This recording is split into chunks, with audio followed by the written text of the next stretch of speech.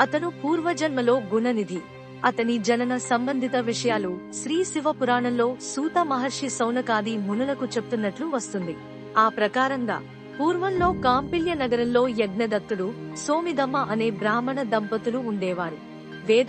వేదాంగాలు, శాస్త్ర పురాణాలు అన్నిటిలో ప్రావీణ్యత ఉన్న యజ్ఞదత్తుడు రాజాదరణ పొంది రాజగురువుగా నియమించబడ్డాడు. వీరి ఏకైక సంతానం గుణనిధి. అతను చెడు సావాసాల వలన జూదానికి బానిసై ఆ జూద క్రీడ కోసం దొంగతనాలు కూడా మొదలు పెట్టాడు. తల్లైన సోమిదమ్మకు ఇవన్నీ తెలిసినా గారాబంతో మందలించకపోగా, భర్తకు ఈ విషయాలు తెలిస్తే ఎక్కడ కోపడతాడో అన్న భయంతో మౌనం వహించేది. యజ్ఞదత్తుడు రాజమందిరంలో కార్యకలాపాలలో నిమగ్నమై కొడుకుని పట్టించుకునేవాడు కాదు. ఎప్పుడైనా కొడుకు గురించి భార్యను వాకబు చేస్తే ఆవిడ పుత్ర ప్రేమతో చదువుకోవడానికి గురువుగారి వద్దకు వెళ్లాడనో, గుడికి వెళ్లాడనో అబద్ధం చెప్పి భర్తను మభ్యపెట్టేది. దాంతో గుణనిధికి అదుపు లేక ఇంటిలో నగలన్నీ దొంగిలించి మరీ జూదమాడి ఓడిపోతూ ఉండేవాడు. అలా తన తండ్రి రాజుగారిచ్చిన వజ్రపు ఉంగరం కూడా జూదంలో పెట్టి ఓడిపోయాడు. ఆ ఉంగరం గెలుచుకున్న వ్యక్తి అనుకోకుండా యజ్ఞదత్తుని కంటపడటం, యజ్ఞదత్తుడు ఆ ఉంగరం తనదని గుర్తించి అతనిని నిలదీయడం, అతను జూదంలో గుణనిధి వద్ద గెలుచుకున్నానని చెప్పడం యజ్ఞదత్తుని నోట మాట రాలేదు. ఆ రోజు దాకా కొడుకు ఏమి చేస్తున్నది తనకు తెలియని పరిస్థితిలో ఉన్నందుకు సిగ్గుపడుతూ భార్య బిడ్డల మీద కోపంతో ఇంటికి వెళ్లి కొడుకు చెడు సావాసాలకు లోనైన విషయం తన వద్ద దాచినందుకు భార్యను మందలించాడు. ఇంతలో జరిగిన విషయం తెలుసుకున్న గుణనిధి ఇంటికి వచ్చే సాహసం చేయలేకపోయాడు. తన మిత్రులెవరూ కూడా తనకు తల దాచుకోవటానికి సహకరించలేదు. చెంతనే ఉన్న గౌతమి నది దాటి ప్రక్క ఊరు చేరుకున్నాడు.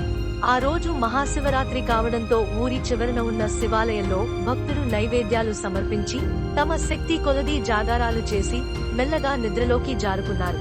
జనాలంతా పడుకున్నారని నిర్ధారించుకున్నాక ఆకలితో ఉన్న గుణనిధి శివునికి అర్పించిన ప్రసాదాలను తీసుకుని తిందామని గర్భగుడిలోకి వెళ్లాడు. చీకటిలో ఏమీ కనిపించక తన పైవస్త్రాన్ని చించి వత్తిగా చేసి అక్కడ ఉన్న నూనెతో దీపాన్ని వెలిగించాడు. ఆ వెలుతురులో ప్రసాద పాత్రలు కనిపించేసరికి ఆనందంతో వాటిని తీసుకుని బయటికి నడుస్తుండగా గుడిలో నిద్రిస్తున్న ఒక భక్తుని కాలు తగిలి నందీశ్వరుని మీద పడి తల పగిలి చనిపోతాడు.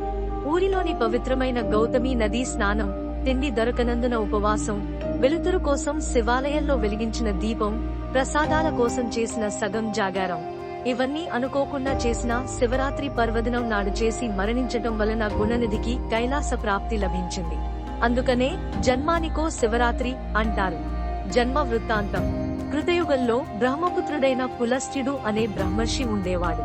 ఈయన మేరుపర్వత ప్రాంతంలో ఉన్న తృణబిందుని ఆశ్రమంలో నివసిస్తూ వేదాధ్యయనం గావిస్తూ నిష్ఠతో తపమాచరించుకునేవాడు. అందమైన ప్రకృతి సంపదతో విలసిల్లే ఆ ప్రదేశంలో విహారం కోసం దేవకన్యలు, ఋషికన్యలు, రాజర్షికన్యలు తదితరులు వచ్చేవారు.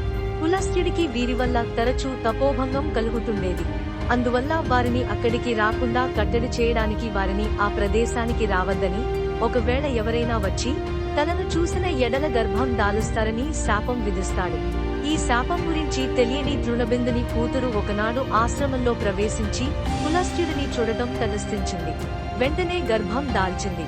భయాందోళనలతో, ఆశ్చర్యంతో తండ్రి దగ్గరకు వెళ్లి తలవాల్చి నిల్చుంది. ఆయన తన దివ్య దృష్టితో జరిగింది గమనించి ఆమెను పులస్త్యుని వద్దకు తీసుకువెళ్లి ఆమెను స్వీకరించాల్సిందిగా కోరాడు. అందుకు ఆయన అంగీకరించాడు. వీరిద్దరికీ పుట్టిన శిశువే విశ్రవసుడు. విశ్రవసుడి కొడుకు కుబేరుడు. కుబేరుడు చిన్నతనం నుంచే శివ భక్తి తత్పరుడు. కైలాస ప్రాప్తి పొందిన గుణనిధే ఈ జన్మలో వైశ్రవణుడిగా, కుబేరునిగా పుట్టాడని తన తపోశక్తి ద్వారా తెలుసుకున్న విశ్రవుడు తన కుమారుడు చిన్నతనంలోనే తపస్సు చేసుకోవడానికి అంగీకరించాడు. దాంతో కుబేరుడు కఠోరమైన తపస్సు చేయడం మొదలుపెట్టాడు.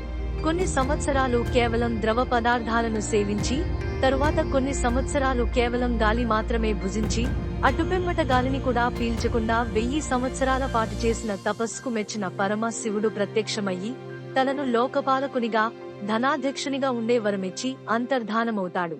ఎంతో మంది అదృష్ట చిహ్నంగా, సిరి సంపదలనొసగుతూ ఆనందాన్ని పెంపొందించే దైవంగా భావించే లాఫింగ్ బుద్ధ మన కుబేరుడే అని చాలా మంది నమ్మకం.